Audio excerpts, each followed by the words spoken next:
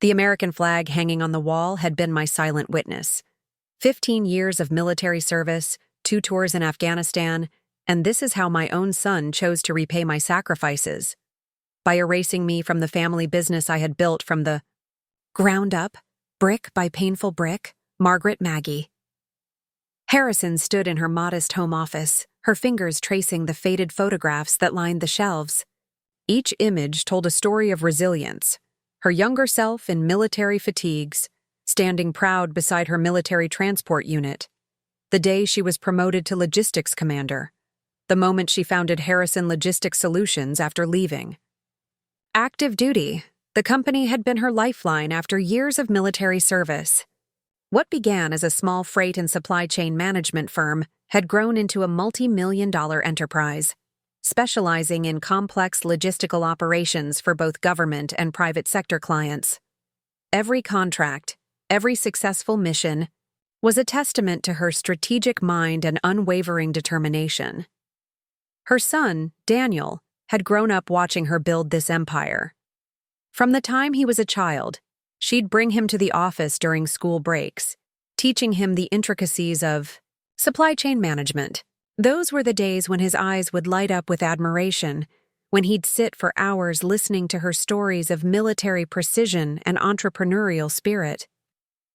But something had changed. Slowly, almost imperceptibly at first. It started 3 years ago when Daniel's wife, Rebecca, a corporate lawyer with expensive tastes and an even more expensive view of success, began to take a more active role in the company's management. What began as occasional suggestions soon became persistent critiques. She'd point out inefficiencies, question long-standing client relationships, and push for more aggressive expansion strategies. Maggie had always been open to input. Her military training had taught her the value of adaptability and collaborative strategy. But Rebecca's approach felt different. It was less about improvement and more about control. The first major shift came when Daniel convinced Maggie to bring Rebecca on as a consultant. "She'll help take the company to the next level," he'd said, his eyes bright with ambition. Maggie had reluctantly agreed, trusting her son's judgment. Within months, Rebecca had restructured entire departments.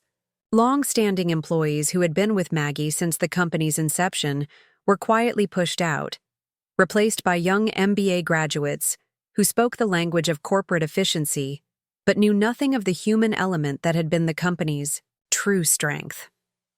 Maggie watched, her military-honed instincts sensing something was fundamentally wrong. But she remained patient, believing in the bond she shared with her son.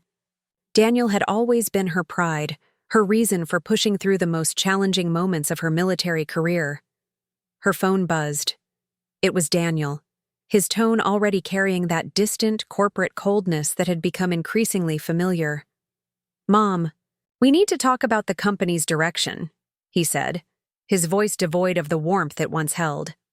"Rebecca and I have been reviewing the financials, and we think it's time for some significant changes." Little did Maggie know that this conversation would be the beginning of a profound transformation, a challenge that would test every ounce of resilience she had developed during her years of military service. The family business board meeting was scheduled for the following week.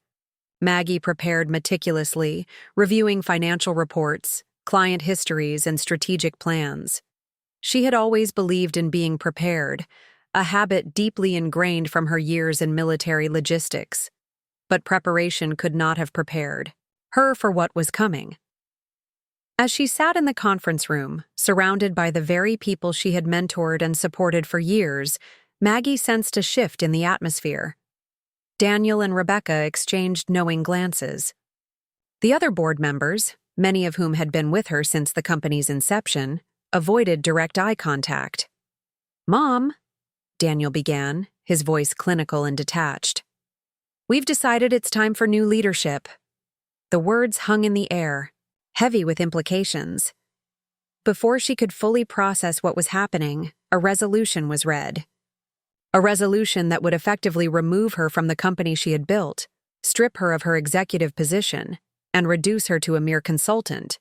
If that, her lifetime of work reduced to a clinical corporate maneuver. The room seemed to spin. Maggie gripped the edge of the conference table, her military training the only thing keeping her composed.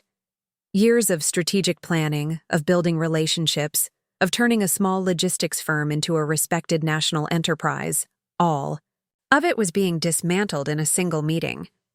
As the resolution was voted on, Maggie realized this was more than a business decision. This was a personal betrayal, orchestrated by the very son she had sacrificed everything to support. The flag on the wall seemed to watch her, a silent reminder of the oath she had once taken, to serve, to protect, to persevere. And in that moment, Maggie knew her greatest mission was about to begin. The days following the board meeting felt like a surreal nightmare.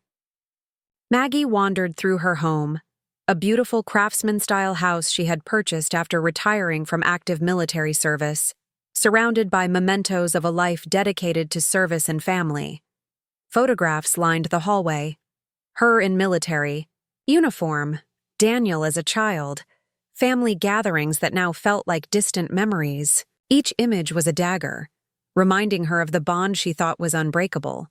Her military medals sat in a glass case, each one a testament to years of dedication, sacrifice, and unwavering commitment. She tried reaching out to Daniel multiple times. Text messages went unanswered. Phone calls were immediately sent to voicemail. The corporate email she had been abruptly locked out of now felt like a symbolic representation of her sudden erasure. Rebecca's influence was everywhere. The company's website had been redesigned, with all historical references to Maggie's foundational work carefully scrubbed away. It was as if 15 years of her life had been digitally deleted, reduced to a footnote in the company's history. Her veteran support network became her lifeline. Sarah, a former military colleague who now ran a small consulting firm, was the first to hear the full story. They met at their usual coffee shop, a place where veterans gathered to share stories, support each other, and find solace in understanding. "They can't just do this," Sarah said, her voice a mix of anger and disbelief. "After everything you've done? After building that company from nothing?" Maggie's hands trembled slightly as she stirred her coffee. The pain wasn't just financial, it was deeply personal. Daniel had been her everything. As a single mother, she had raised him through the challenges of military deployments, ensuring he never felt the absence of a traditional family structure. Memories flooded back. The nights she'd returned from deployment, exhausted but determined. The sacrifices she'd made to provide him with every opportunity. The way she'd saved every penny to put him through college, to give him a life she could only dream of during her early years of military service. And now, this was her reward. The veteran community rallied around her. Frank, a retired Marine who ran a local veteran support group, suggested she fight back legally. "They can't just erase your contributions," he insisted during their weekly support group meeting. But Maggie knew legal battles would be expensive. Daniel and Rebecca had access to top-tier corporate lawyers. She would be fighting an uphill battle with limited resources.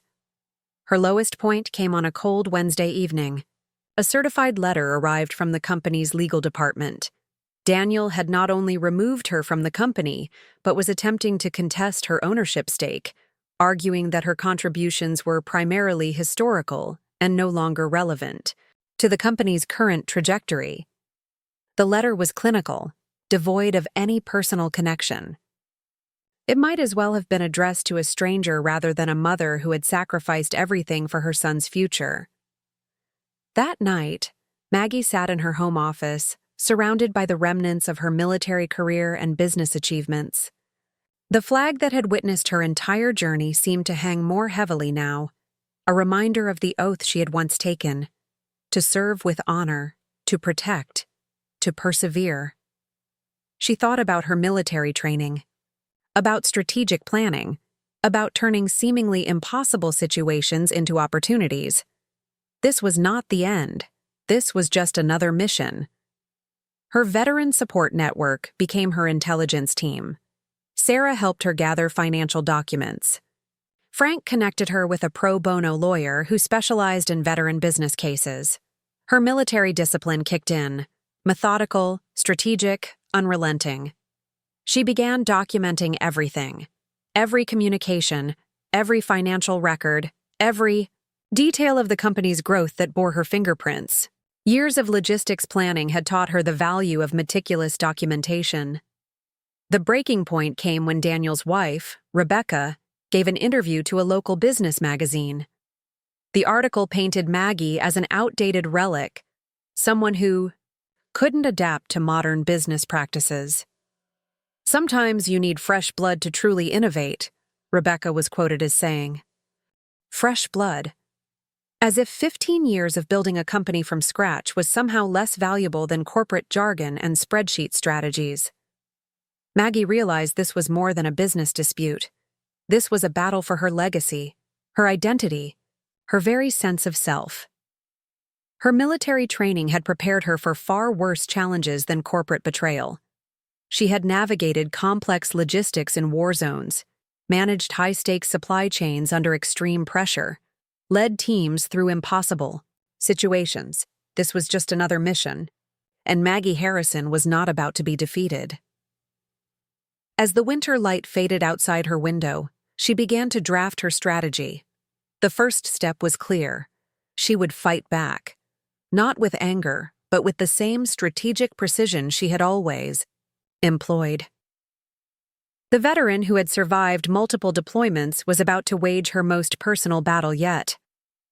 The community center bustled with energy on that crisp Saturday morning. Veterans from 3 different generations filled the room, their collective experience a tapestry of resilience and shared understanding. Maggie stood at the front, her presentation detailed and precise, outlining a radical new business concept that would change everything. Operation Second Wind, she called it, a logistics and support network specifically designed to help veteran-owned businesses overcome corporate challenges. Each slide represented more than just a business plan. It was a lifeline for veterans who had been systematically pushed out of industries they had helped build. Her veteran support group had become more than just a network. They were now her strategic command, her intelligence team. Sarah, her former military colleague, had spent weeks helping her compile data. Frank had leveraged his connections to bring in potential investors. What had started as personal revenge was transforming into something much larger. The room fell silent as Maggie explained the core mission. Many veterans knew the struggle intimately: service. Members who had fought for their country, only to return home and face bureaucratic barriers, corporate indifference, and family betrayals that cut deeper than any battlefield wound. After the presentation, veterans approached her. Some shared their own stories of being pushed out of family businesses. Others spoke about the challenges of transitioning to civilian life. A retired Air Force colonel named James offered to introduce her to a network of veteran investors. "Your son might have thought he was cutting you out," James said, his voice low and determined. "But he's actually launched something much bigger than he could have imagined." The first significant breakthrough came unexpectedly. A tech entrepreneur, named Elena, herself a veteran of military intelligence, saw Maggie's presentation online. She reached out with a proposition that would change everything. "I've been looking for a way to support veteran entrepreneurs," Elena explained during their first meeting. "Your concept isn't just a business, it's a movement." Elena's tech background and venture capital connections provided the initial funding Maggie needed. More importantly, she brought credibility and a network that extended far beyond local veteran circles. The legal battle with Daniel's company was about to take an unexpected turn. Through Elena's connections, Maggie discovered documented financial irregularities in the company's recent expansion. Records showed questionable consulting contracts, potential conflicts of interest that Rebecca had orchestrated. What had begun as a personal vendetta was becoming a complex legal and business strategy. Maggie's home transformed into a war room. Bulletin boards covered with financial documents, timelines, and strategic plans filled her office. Her military training kicked in. Every detail mattered. Every piece of information could be a potential turning point. The Veteran Support Group became her most valuable asset. They weren't just offering emotional support, they were actively helping. Veterans with backgrounds in accounting, law, and business intelligence began volunteering their time. Frank, the retired Marine who ran the Veteran Support Group, brought in a forensic accountant who was willing to review the company's financial records pro bono. Sarah used her consulting network to gather market intelligence about the company's recent contracts. As Operation Second Wind took shape, Maggie realized this was about more than just her personal battle. She was creating a support system for veterans who had been systematically marginalized, a platform that could help them reclaim their professional identities. The first official meeting of the Operation Second Wind initiative drew attention from local media. Veterans from different branches, different generations, all shared a common story of resilience and determination. Elena's tech platform became the backbone of the initiative. They developed a comprehensive support network that included legal resources, financial guidance, and business development tools, specifically designed for veteran entrepreneurs. Maggie's son Daniel had no idea what he had unleashed. The financial investigation revealed more than just minor irregularities. There were significant discrepancies in how the company had been managing its contracts, potential tax implications that could prove devastating. This isn't just about getting revenge, Maggie told her support group. This is about creating a system that prevents other veterans from experiencing what I've gone through. Her military discipline transformed her approach. Every setback became a strategic opportunity. Every challenge was another mission to be carefully planned and executed. The veteran community watched with growing excitement. What had started as one woman's personal struggle was becoming a national movement. As winter gave way to early spring, Maggie stood in her home office, looking at the wall of documents. The American flag watched silently, a reminder of the oath she had taken years ago to serve, to protect, to persevere. Daniel had tried to erase her. Instead, he had given her the most significant mission of her life. The conference room buzzed with nervous energy. 15 veteran entrepreneurs sat around the polished table, each with a story of corporate struggle etched into their expressions. Maggie stood at the head of the room, her presentation projected behind her, a detailed blueprint of Operation Second Wind's comprehensive support system. 3 months of intense preparation had transformed her initial concept into a robust platform.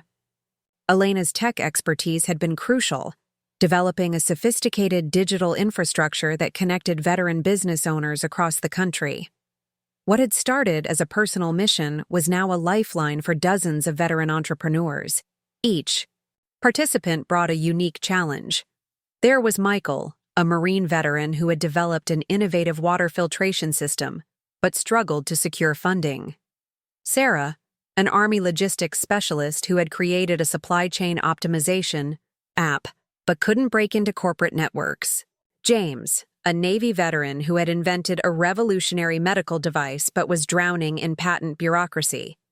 Maggie's approach was methodical.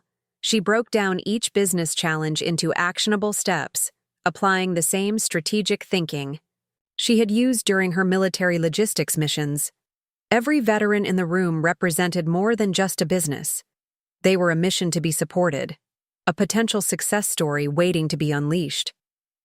The first major test came unexpectedly. A major venture capital firm caught wind of Operation Second Wind and began to investigate. Rebecca, Daniel's wife, had clearly been monitoring their activities, looking for any potential weakness to exploit. The legal team assembled by Elena began preparing defensive strategies. They knew the attack would come. It was just a matter of when and how. Maggie's veteran support network became her intelligence unit. Frank, with his extensive military connections, began gathering information about the potential legal challenges. Sarah used her consulting background to analyze potential vulnerabilities in their business model. Late one night, the first challenge arrived. A cease and desist letter from Daniel's company, claiming that Operation Second Wind was using proprietary business methodologies that infringed on their intellectual property.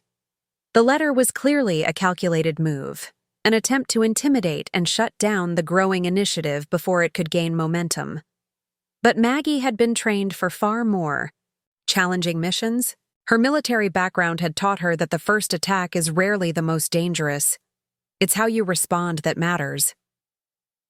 She called an emergency meeting with her core team. Elena, Frank, Sarah, and 2 veteran lawyers gathered in her home office, the walls covered with strategic plans and mission objectives. "This isn't about winning a legal battle," Maggie explained, her voice calm and calculated. "This is about exposing the truth and supporting veteran entrepreneurs." Their counterattack was surgical. Instead of responding directly to the cease and desist, they began a strategic media campaign.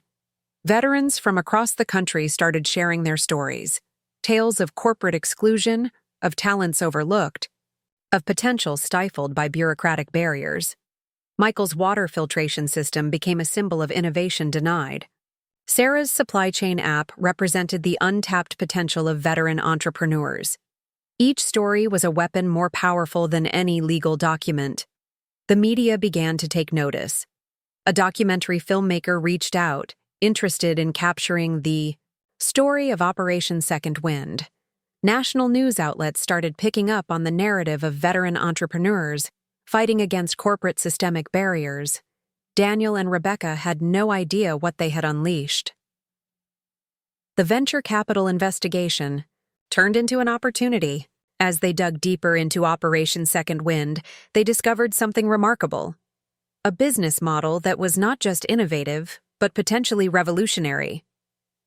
Elena's technology platform proved to be the key.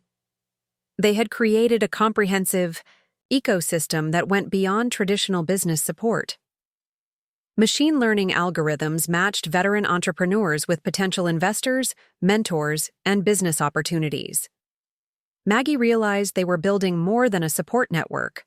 They were creating a movement. The first major funding round came from an unexpected source. A consortium of veteran-owned investment firms approached them, impressed by the comprehensive approach and proven results. Their initial group of 15, veteran entrepreneurs had grown to 50, then to 100. Each success story became a beacon, attracting more veterans looking to transform their entrepreneurial dreams into reality. The legal challenge from Daniel's company became a footnote, a desperate attempt to stop an unstoppable momentum. During Tatir, a national veteran entrepreneurship conference, Maggie took the stage. The room fell silent as she began to speak, her voice carrying the weight of years of military service and recent struggle. "They tried to erase me," she said, her words cutting through the conference hall. "Instead, they gave me the most important mission of my life." The standing ovation lasted several minutes. As she looked out over the sea of veteran faces, Maggie understood that this was about far more than personal revenge. This was about creating opportunities, about proving that a veteran's value extends far beyond the battlefield. Daniel had attempted to shut her out. Instead, he had unleashed a force, more powerful than he could have ever imagined. The invitation arrived on cream-colored cardstock, embossed with gold lettering. National Veteran Entrepreneurship Summit, Lifetime Achievement Award. Maggie's fingers traced the elegant print, a testament to how far she had come since being unceremoniously removed from her family's company. 2 years had transformed Operation Second Wind from a personal mission into a national movement. What had begun in her home office now occupied an entire floor of a downtown innovation center. Veterans from across the country had found hope, funding, and community through the platform she had created. The morning of the award ceremony began like any other mission: precise, calculated, purposeful. Elena arrived early, helping Maggie prepare. The tech entrepreneur had become more than a business partner. She was family now. They reviewed the latest impact report. Over 500 veteran-owned businesses launched. $50 million in funding secured. Hundreds of jobs created. Your son has no idea what he's missed, Elena said, adjusting Maggie's blazer. The outfit was carefully chosen, military precision meeting corporate elegance. Navy blue suit, her military service pin subtly placed, a visual reminder of her journey. The venue buzzed with energy. Veterans from every branch of military service filled the grand ballroom. Each table represented a different story of resilience, of transformation, of second chances. As Maggie took the stage, the room fell silent. Her speech was not about revenge, it was about purpose. They say success is the best revenge, she began, her voice steady. But I'm here to tell you it's not about revenge. It's about reclaiming our narrative. About proving that a veteran's worth extends far beyond what anyone else decides. The standing ovation lasted nearly 5 minutes. Behind the scenes, a storm was brewing. Daniel had heard about the award ceremony. Rebecca had been monitoring every move, every press release, every media mention of Operation Second Wind. They arrived unexpectedly, just as the award ceremony concluded. Daniel pushed through the crowd, Rebecca trailing behind him, her designer heels clicking against the marble floor. "Mom!" he called out, his voice a mixture of desperation and anger. The room went silent. Veterans who had heard Maggie's story turned, watching the confrontation unfold. Daniel looked older. The corporate world had not been kind. Stress lines carved deeper paths across his face. Rebecca stood slightly behind him, her perfectly tailored suit a stark contrast to the room full of veterans. "We need to talk," Daniel said, his voice low. Maggie's response was calm, measured. "There's nothing to discuss." But Daniel persisted. He revealed the real reason for their appearance. The family company was struggling. The aggressive strategies Rebecca had pushed had backfired. Contracts were being lost. Clients were leaving. "We need your help," he finally admitted. The words dragged from him like a painful confession. The veterans around them watched, a silent support network ready to intervene if needed. Maggie's response came without hesitation. "No." She explained how Operation Second Wind had become more than a business. It was a lifeline for veterans who had been systematically overlooked, marginalized, pushed aside by corporate indifference. "You tried to erase me," she said, her voice carrying across the ballroom. "But in doing so, you gave me the most important mission of my life." Daniel's face crumpled. Rebecca looked like she might explode. But Maggie was not finished. She introduced them to the veterans whose lives had been changed. Michael, with his water filtration system now contracted by 3 major municipalities. Sarah, whose supply chain app had attracted international attention. Each story was a testament to the power of support, of community, of believing in potential. Others had overlooked. The confrontation was not about winning. It was about showing a different path, about demonstrating that family is not about blood, but about support, about proving that a veteran's worth cannot be measured by a corporate spreadsheet. As Daniel and Rebecca left, defeated, the veterans in the room stood, not in anger, not in celebration, but in solidarity. Maggie understood then that her journey was never about personal revenge. It was about creating a platform for others to find their purpose, to reclaim their potential. The Lifetime Achievement. Award sat on the podium, a symbol not of individual success, but of collective resilience.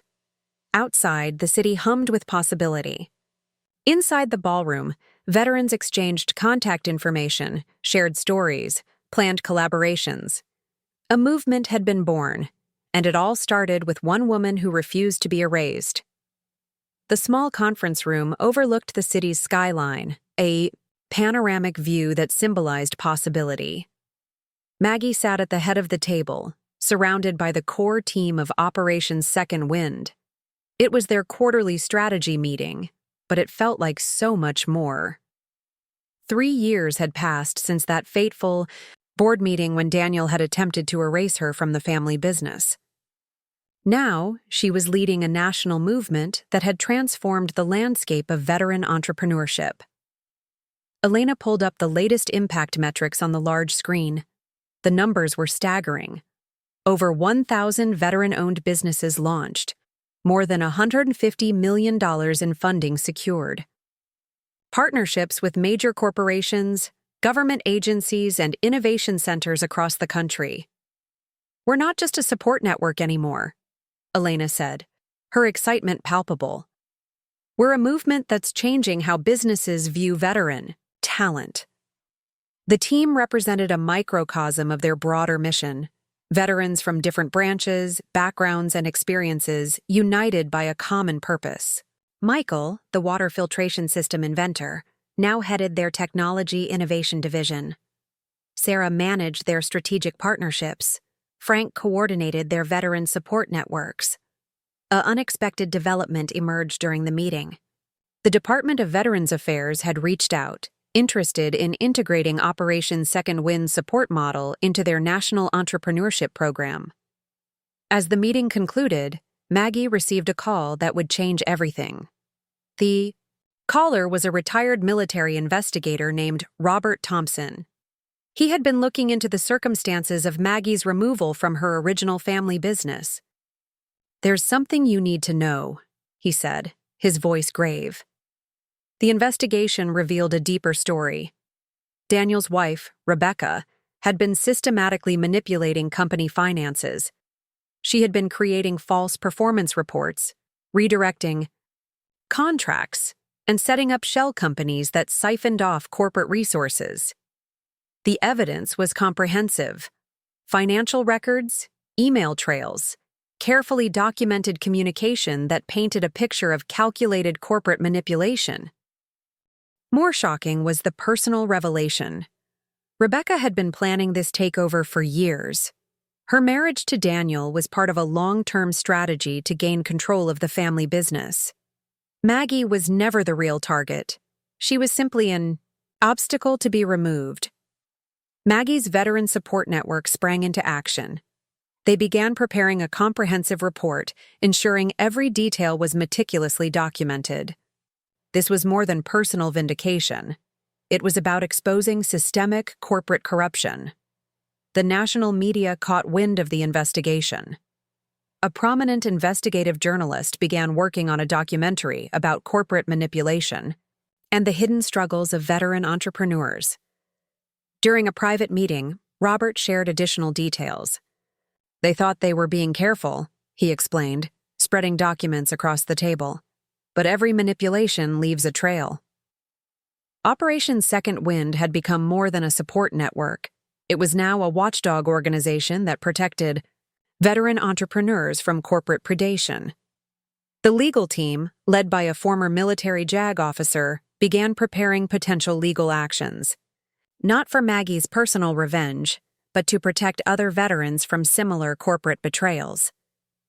An unexpected opportunity arose when a major government contract review committee became interested in their findings.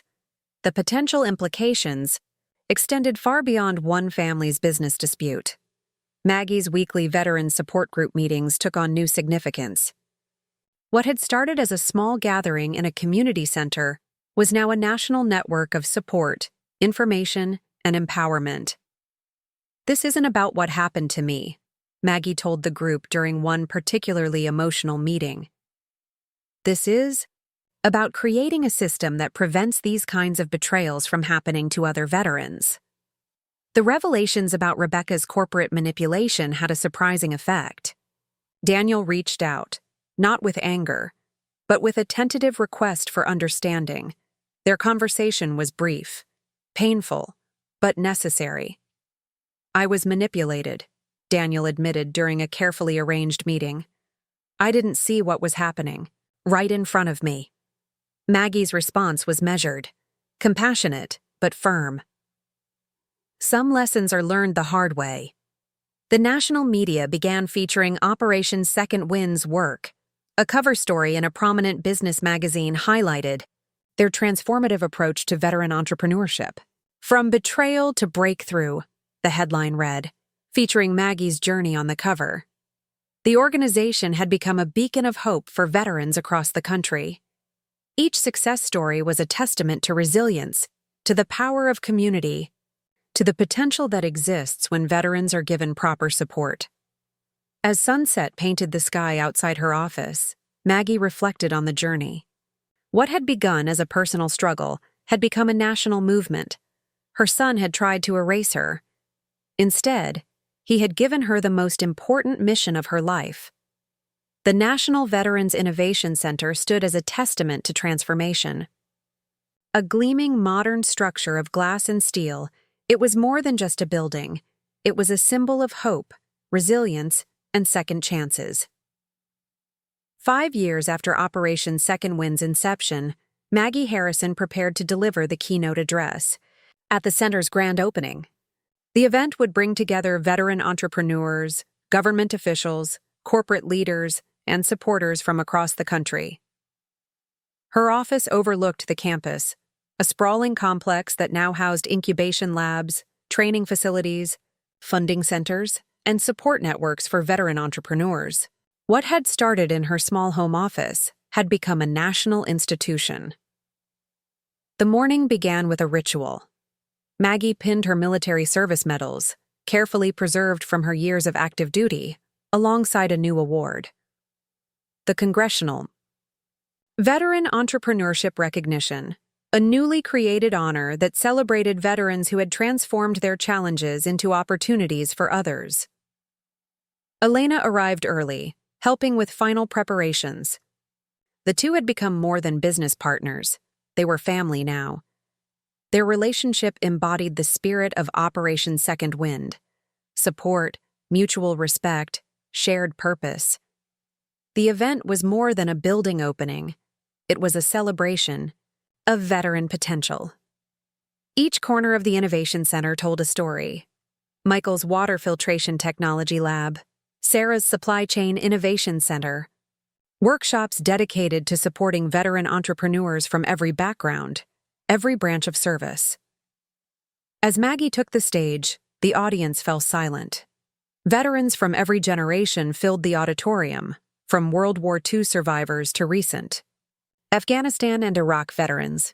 Her speech was not about personal triumph. It was about collective potential. They say a veteran's worth is measured on the battlefield, she began, her voice carrying across the packed auditorium. But I'm here to tell you our true battlefield is right here, in innovation, in entrepreneurship, in creating opportunities where others see obstacles. The standing ovation lasted nearly 10 minutes. Behind the scenes, a reconciliation had been quietly brewing. Daniel had been working to make amends, not through grand gestures, but through small, meaningful actions. He had begun supporting veteran entrepreneurs, not as a publicity stunt, but as a genuine attempt to understand the world his mother had created. His corporate consulting firm now dedicated 20% of its pro bono work to veteran-owned businesses. Rebecca was no longer in the picture. The corporate manipulation investigations had effectively ended her business career. She had disappeared from public view, a cautionary tale of corporate greed. The Innovation Center was more than a building. It was a living, breathing ecosystem of veteran support. Funding programs that didn't just provide money, but comprehensive support. Mentorship networks that connected veteran entrepreneurs with industry leaders. Technology labs that transformed military-honed skills into cutting-edge innovations. A wall inside the center displayed the stories of transformed lives. Veterans who had found purpose, who had created businesses that solved real-world problems, who had turned their military training into entrepreneurial success. Government agencies now looked to Operation Second Wind as a model for veteran support. The Department of Defense had begun incorporating their support model into transition programs for service members leaving active duty. During the ribbon-cutting ceremony, Maggie was surrounded by the veterans whose lives had been transformed. Michael with his global water filtration technology, Sarah with her supply chain innovation platform, dozens of entrepreneurs who had found support, funding, and community. The media coverage was extensive, but for Maggie, the most meaningful moments were the quiet ones. The conversations with veterans who saw a path forward they had never imagined possible. A young Marine veteran approached her after the ceremony. "You gave me hope," he said, his voice cracking. "When everyone else saw my disability as a limitation, you showed me it was my strength." As the sun set on the Innovation Center, Maggie understood that her journey was never about personal revenge. It was about creating a platform for others to find their purpose, to reclaim their potential. The American flag hung proudly at the center's entrance, a reminder of service, of sacrifice, of endless possibility. Her son had tried to erase her. Instead, he had given her the most important mission of her life, and this mission was far from over. The small research room at the back of the National Veterans Innovation Center was Maggie's sanctuary. Walls lined with archives, photographs, and documentation of veteran entrepreneurial journeys. Each document told a story of resilience, of transformation. 7 years had passed since Operation Second Wind's inception. The organization had become more than a support network. It was a national movement that was fundamentally reshaping how society viewed veteran potential. A comprehensive research project was underway, tracking the impact of veteran entrepreneurs supported by their program. The preliminary findings were nothing short of revolutionary. Veterans supported by Operation Second Wind were launching businesses at 3 times the national average. Their businesses showed 40% higher survival rates compared to standard startup metrics. More importantly, they were creating jobs, driving innovation, and challenging traditional corporate narratives. The morning briefing brought together a diverse team. Veterans from different branches, academic researchers, technology experts, and policy advisors. Each brought a unique perspective to understanding veteran entrepreneurship.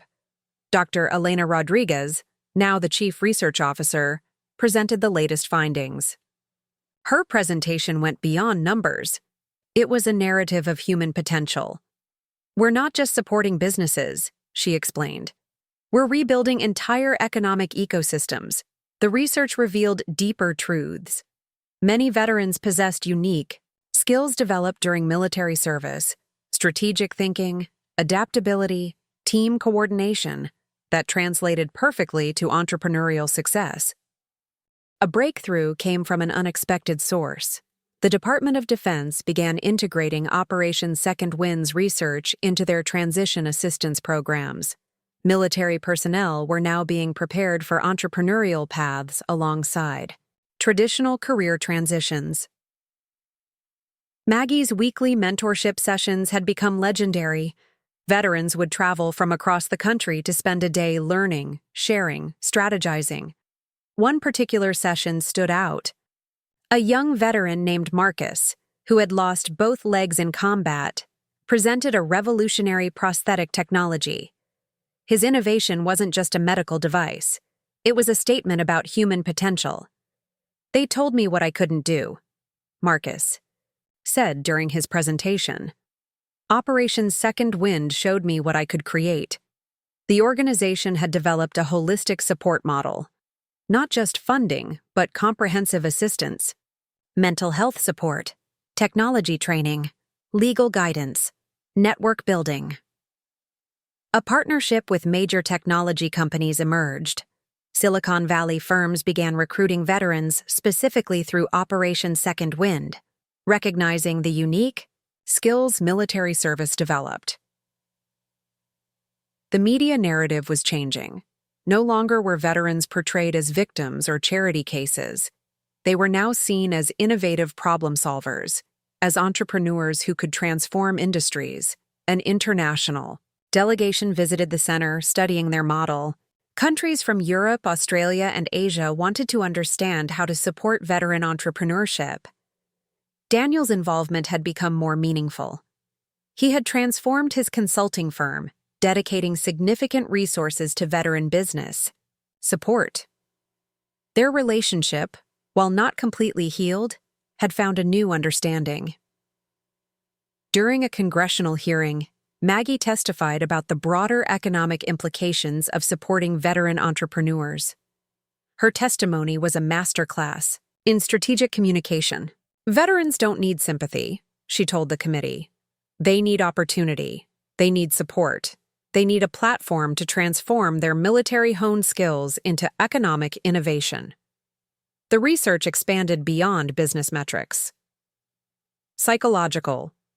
Studies showed that veterans who found entrepreneurial paths experienced significantly improved mental health outcomes. They were finding purpose, community, identity. A comprehensive digital platform was developed. Online courses, mentorship matching, funding connections, all designed specifically for veteran entrepreneurs. The organization's impact extended beyond economic metrics. They were changing societal perceptions, challenging stereotypes, demonstrating that military service was a powerful training ground for innovation. Martha, Maggie's longtime friend and supporter, would often joke, "You didn't just start a business support network, you started a revolution." And she wasn't wrong. The day concluded, Maggie looked out over the Innovation Center. Veteran entrepreneurs worked in collaborative spaces. Mentorship sessions happened in open areas. Technology labs buzzed with creative energy. Her journey had never been about personal revenge. It had always been about potential, about showing the world what veterans could achieve when given proper support. The American flag hung in the background, a silent witness to a transformation decades in the making. Her son had tried to erase her. Instead, he had given her the most important mission of her life, and this mission was just beginning. The small cottage overlooking the Pacific coastline was more than a home. It was a sanctuary of reflection, a place where Maggie Harrison could trace the extraordinary journey that had transformed her life and the lives of thousands of veterans. 8 years after founding Operation Second Wind, she found herself at a pivotal moment of reflection. The organization had grown beyond anything she could have imagined. What had begun as a personal response to betrayal had become a global movement of veteran empowerment. Every morning, she would wake before sunrise. Her routine remained military precise. Exercise, meditation, review of global impact reports. The walls of her study were covered with maps, each pin representing a veteran-owned business that had been supported by their network. A global conference was approaching. Delegates from 37 countries would gather at the National Veterans Innovation Center. The agenda went far beyond business support. It was about reimagining how societies view veteran potential. Her latest book, Mission Redefined: Veterans, as global innovators, was creating waves in academic and business circles. Publishers had initially been skeptical. Who would want to read a book about veteran entrepreneurship? But the first printing had sold out within weeks. The manuscript had been a journey of its own. Each chapter was more than a personal story. It was a strategic blueprint for transforming veteran support systems globally. International military attachés had begun reaching out. Countries were looking to replicate Operation Second Wind's model. From Israel to Australia, from Canada to Singapore, veterans were finding new paths to economic empowerment. A documentary team was following the organization's work. They were capturing stories of transformation, veterans who had turned military challenges into entrepreneurial opportunities. One story stood out. A veteran from Afghanistan who had developed a revolutionary water purification technology. Another, who had created an AI-driven medical diagnostic tool. Each story was a testament to untapped potential. The personal reconciliation with Daniel continued to evolve. He had become a genuine supporter of veteran entrepreneurship. His consulting firm now dedicated significant resources to supporting veteran-owned businesses. During a recent family gathering, an unexpected moment of vulnerability emerged. Daniel admitted the full extent of Rebecca's manipulation. How she had systematically worked to isolate Maggie, to create division within the family. "I was blind," he had said, his voice heavy with regret. "I didn't see what was happening right in front of me." Maggie's response was characteristic, compassionate, but firm. Some lessons are learned the hardest way possible. The global conference would be her most significant moment yet. Researchers, government officials, military leaders from around the world would gather to discuss the future of veteran support. Her keynote address was more than a speech. It was a manifesto for global veteran empowerment. "Veterans are not victims," she would tell the international delegates. "They are problem solvers. They are innovators. They are the key to solving some of our most complex global challenges." The research was compelling. Veterans supported by programs like Operation Second Wind were launching businesses that addressed critical global issues: water purification in drought-stricken regions, medical innovations in underserved communities, technology solutions for climate challenges. A breakthrough partnership with the United Nations was in development, a program to support veteran entrepreneurs in post-conflict zones, using their unique skills to rebuild economic infrastructures. The personal cost had been significant. Years of dedication, countless hours, emotional challenges. But the impact was immeasurable. Martha, her longtime friend, would often remind her of how far they had come. "You didn't just create a business network," she would say. "You started a global movement." As the sun set over the Pacific, Maggie reviewed the latest impact reports. Thousands of veteran-owned businesses, millions of jobs created, economic ecosystems transformed. Her military training had prepared her for complex missions, but this mission, this transformation of veteran potential, was the most important of her life. The American flag in her study seemed to watch silently, a reminder of service, of sacrifice, of endless possibility. Her son had tried to erase her. Instead, he had given her the most important mission of her life, and this mission was changing the world. The Nobel Peace Prize nomination came as a surprise to no one who knew Maggie Harrison's journey. Operation Second Wind had transformed from a personal mission of resilience to a global movement of veteran empowerment. 10 years had passed since that fateful day when her son and daughter-in-law had attempted to erase her from the family business. What had begun as a personal struggle had become a revolutionary approach to supporting veteran entrepreneurs worldwide. The National Veterans Innovation Center now stood as a global beacon of hope, a living testament to the power of transformation, of turning personal pain into collective opportunity. Maggie's approach had always been about more than business. It was about human potential, about proving that a veteran's worth extends far beyond traditional definitions of service and success. International research now validated what she had known intuitively. Veterans possessed unique skills that made them extraordinary entrepreneurs: strategic thinking, adaptability, team coordination, problem-solving under extreme pressure. The global impact was staggering. Over 10,000 veteran-owned businesses launched, more than 500,000 jobs created. Economic ecosystems transformed in post-conflict zones, developing countries, and established economies alike. A comprehensive global study revealed the depth of their impact. Veterans supported by Operation Second Wind were launching businesses at 5 times the national average. Their businesses showed 60% higher survival rates compared to traditional startup metrics. The United Nations had formally recognized the organization's work. A special resolution highlighted Operation Second Wind as a model for global veteran support and economic development. Daniel's transformation had been perhaps the most personal testament to the organization's impact. His consulting firm had become a leading advocate for veteran entrepreneurship. He had dedicated his professional life to supporting the very community his mother had championed. During a recent family gathering, a moment of profound healing occurred.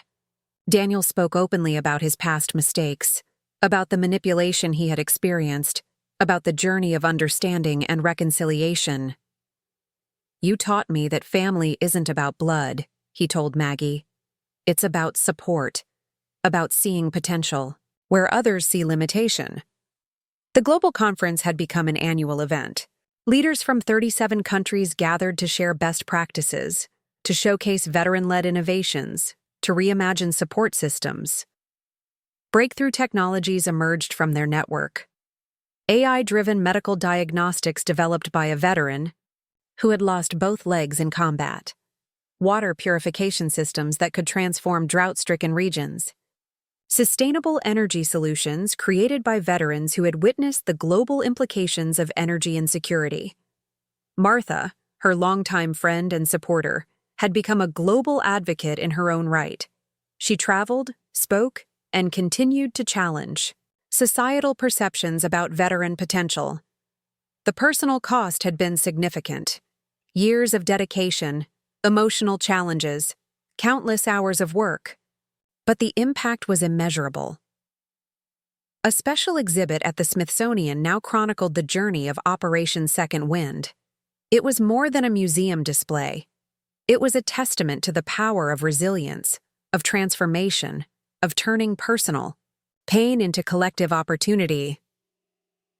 International media had begun telling a new narrative about veterans. No longer were they portrayed as victims or charity cases. They were now seen as innovative problem solvers, as entrepreneurs who could transform industries and address global challenges. The most recent breakthrough came from an unexpected source. A comprehensive global education program was being developed. Military transition programs around the world were now incorporating entrepreneurship training, inspired by Operation Second Wind's model.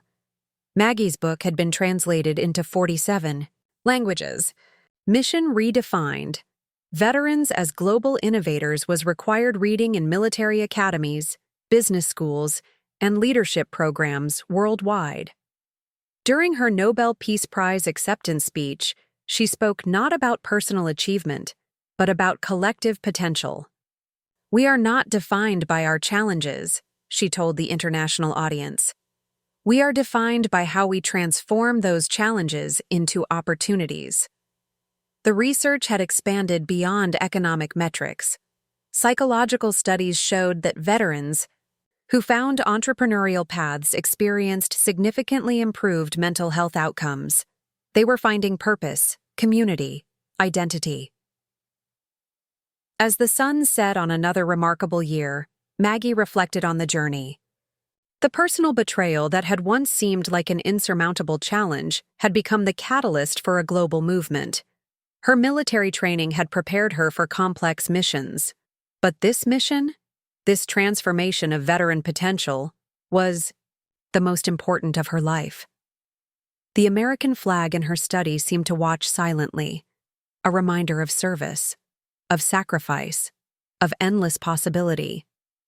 Her son had tried to erase her. Instead, he had given her the most important mission of her life, and this mission had changed the world. The future of veteran entrepreneurship was being written in real time.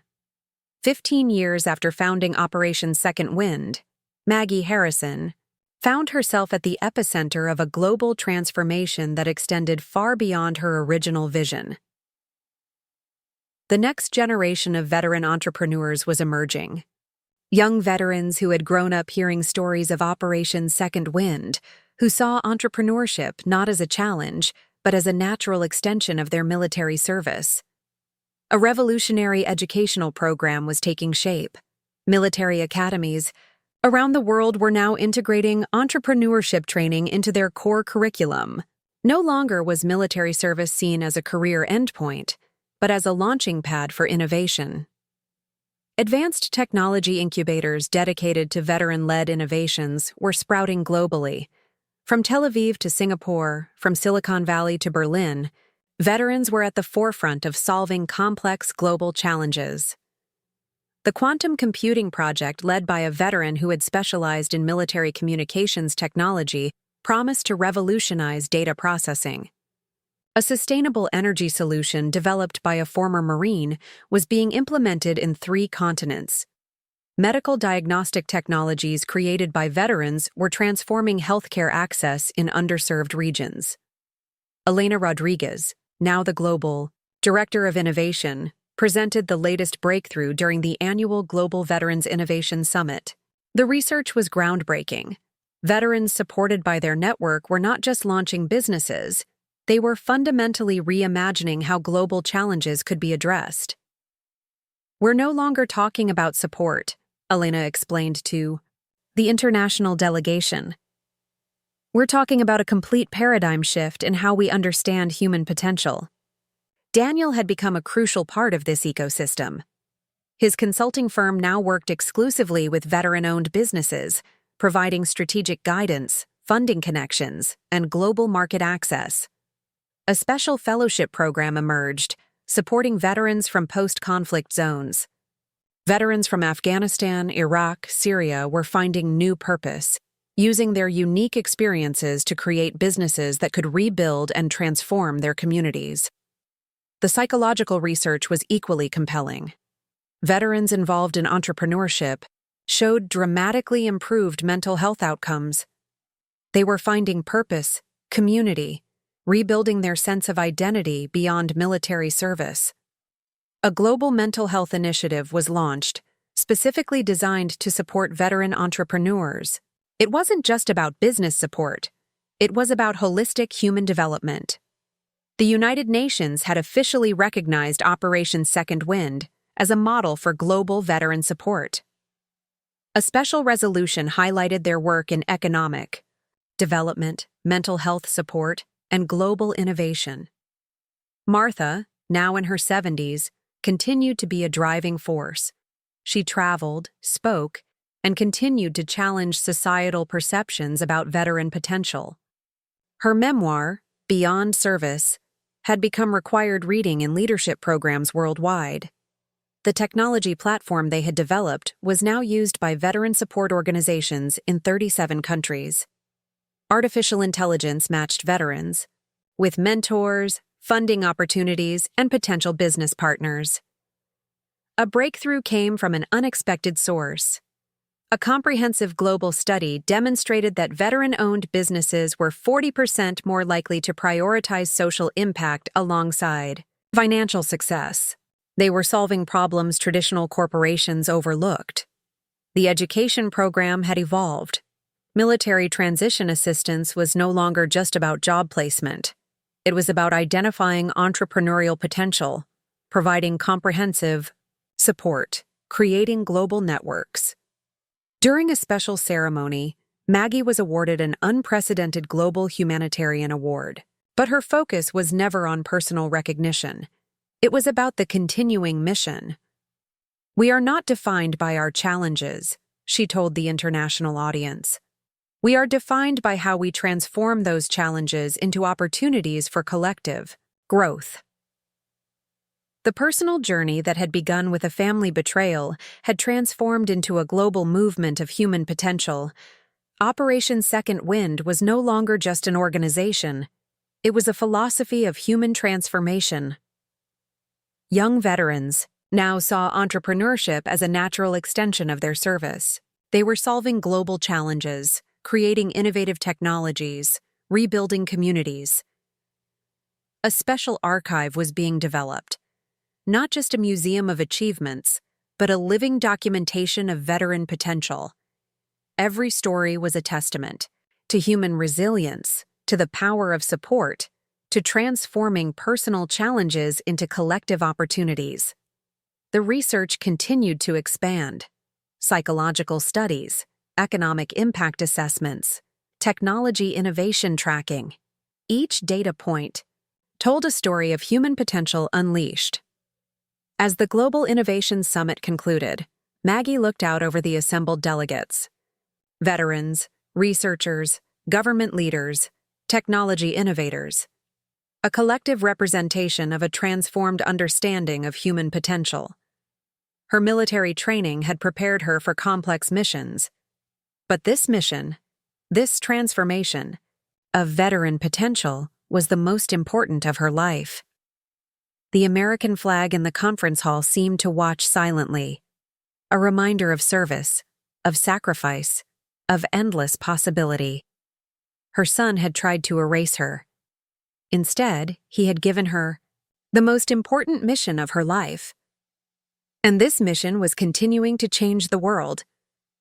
20 years had passed since that pivotal moment when everything changed. Maggie Harrison stood in the auditorium of the National Veterans Innovation Center, watching a new generation of veteran entrepreneurs prepare to change the world. The Beer facility had grown beyond anything she could have imagined. What had begun as a personal mission of resilience was now a global ecosystem of innovation, support, and transformation.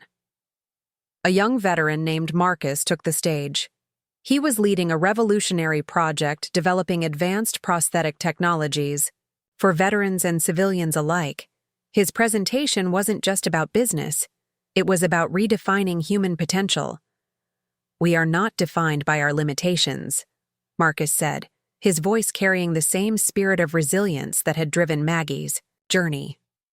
"We are defined by our ability to transform challenges into opportunities." The audience, a mix of veterans, entrepreneurs, government officials, and international delegates, erupted in applause. Behind the scenes, the impact was even more profound. Operation Second Wind had become a global network that touched every continent. Veteran-owned businesses were solving critical global challenges, from sustainable energy solutions to advanced medical technologies. Daniel sat in the front row, now a key advisor to the organization. His journey of reconciliation had been long and complex, but he had become one of the most passionate advocates for veteran entrepreneurship. A special ceremony honored the founding members. Martha, now in her 80s, received a Lifetime Achievement Award. Her speech was a masterclass in resilience, humor, and hope. "We didn't just create a business network," she told the audience. "We started a revolution of human potential." The global impact was staggering. Over 50,000 veteran-owned businesses launched, more than 2 million jobs created. Entire economic ecosystems transformed. A comprehensive global study revealed the depth of their impact. Veteran-owned businesses were solving problems that traditional corporations had overlooked. They were bringing innovative solutions to healthcare, education, sustainable development, and technological innovation. The technology platform they had developed now used advanced artificial intelligence to support veteran entrepreneurs. Machine learning algorithms matched veterans with mentors, funding opportunities, and potential business partners across the globe. Maggie's original vision had expanded far beyond her initial imagination. Operation Second Wind was no longer just an organization. It was a global movement of human potential. International policy had been transformed. Military transition programs now integrated entrepreneurship training as a core component. Veterans were no longer seen as potential employees or charity cases. They were recognized as innovative problem solvers. A special global fellowship program supported veterans from post-conflict zones.